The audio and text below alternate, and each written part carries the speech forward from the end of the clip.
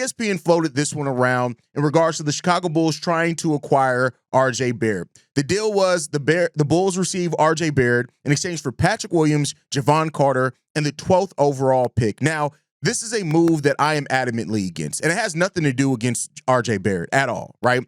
My thought process on this is very simple, and it might be too simple. Please, like I said, do not be afraid to call me out, and if you have a difference of opinion, please, and explain the whys you think this would be a good deal for the Bulls, and whatever happens. Oh, Jeremy Grant, that's another one that we're going to get into.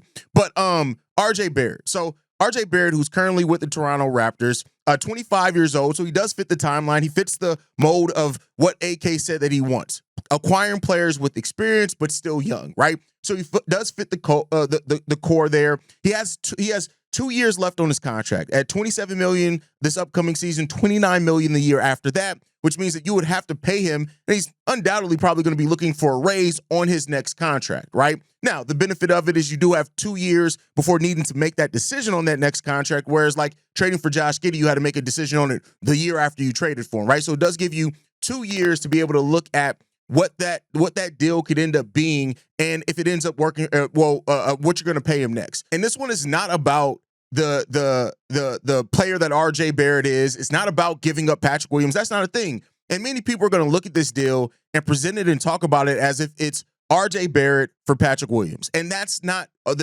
like, yes, you're flipping RJ Barrett and Javon Carter, two pieces that we all have agreed is not really fitting the Chicago Bulls mold anymore and what this team needs. And that's perfectly fine. But at the same time, it's still players, right? Or you're still giving up the 12th overall pick. And while a lot of people kind of gonna knee-jerky look at it like, well, we're getting off Patrick Williams' contract. Yeah, but giving up an asset that's the 12th overall pick in a deep draft like this just to get off Javon Carter and Patrick Williams, and yeah, you're getting RJ Barrett back. But RJ Barrett really doesn't solve some of your biggest issues, right?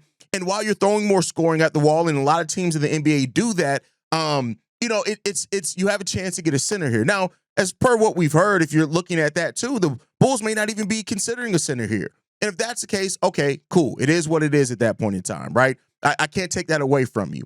But it is something that I'm looking at and saying, I just have a little bit of trepidation when it comes down to giving up the 12th overall pick in a period of time where you don't have to make that move yet.